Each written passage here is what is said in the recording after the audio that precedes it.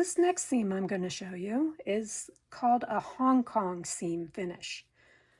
And for this, I like to use this double fold bias tape. It's kind of the smaller size, 1/4 inch size folded double fold bias binding.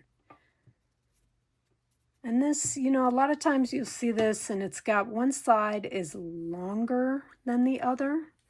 I want the longer side to slide under the, I want that to be on the bottom of my seam allowance. So this is just going to slide on over my seam allowance and I'm going to stitch it in place.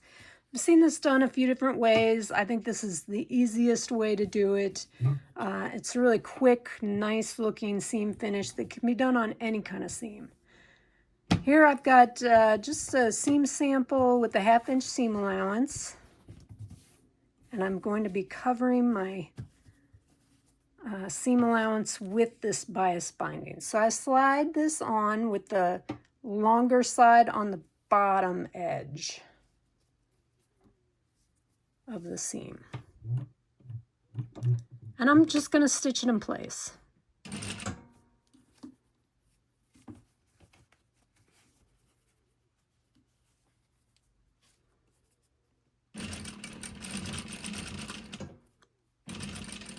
So this seam finish works really well, especially if you have any kind of curved seam, like over a princess seam where you don't want to have those raw edges, but you really can't put like a French seam there just because of that curve.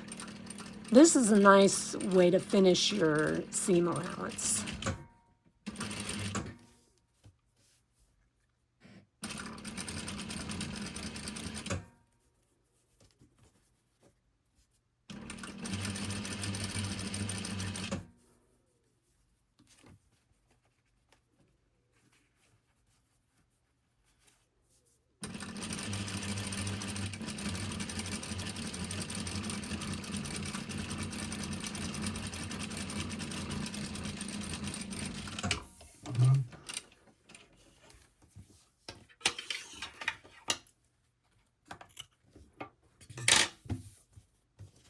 Okay, so I finished one side.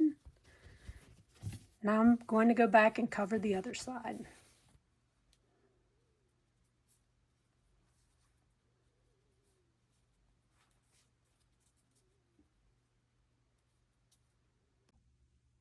Okay, so there's the finished product, totally covered seams. And I just wanted to give you a close-up of this 1/4 inch double fold bias binding. So when I was stitching that on, I actually opened it up. If you can see, it's folded twice.